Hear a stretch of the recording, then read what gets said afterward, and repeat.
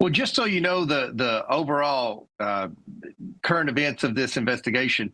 Over 2 months ago, I met with many of the victims who are up in the gallery today during this discharge petition vote. They were pleading and begging for us to subpoena the estate. I did that. I subpoenaed the estate as chairman of the House Oversight Committee. We've gotten every document in. There was nothing in those documents about Donald Trump that implicated him in any wrongdoing. There was nothing, no new information whatsoever about Donald Trump. But what was in the documents was two sitting members of Congress, both Democrats, that were one was soliciting money from Epstein after he'd been convicted of being a sex offender, and that was Hakeem Jeffries, the minority leader who's been on TV nonstop demanding more transparency on the Epstein investigation.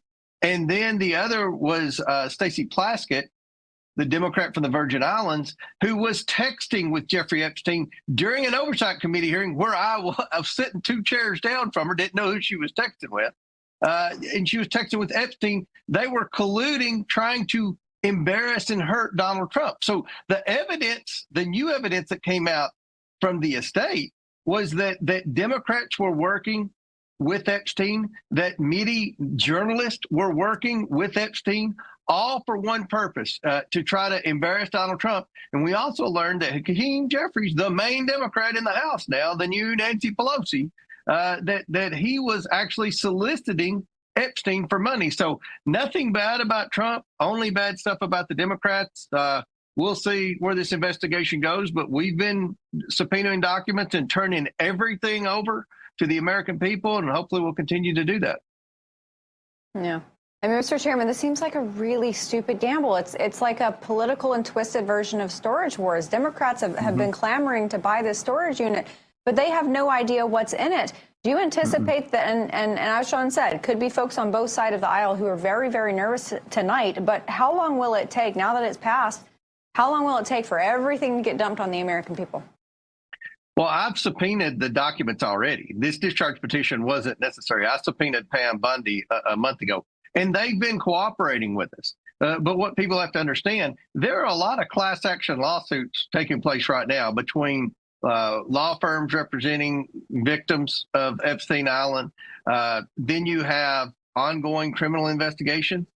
The grand jury testimony, that has to be released by a judge. In fact, the Trump administration asked a judge to release some of the grand jury testimony, and the judge, who was an Obama appointee, denied it. So I think the Trump administration has been more cooperative than what they're getting credit for in the media. But now that this discharge petition's passed, which really didn't change anything at all, I think we're going to get all the information.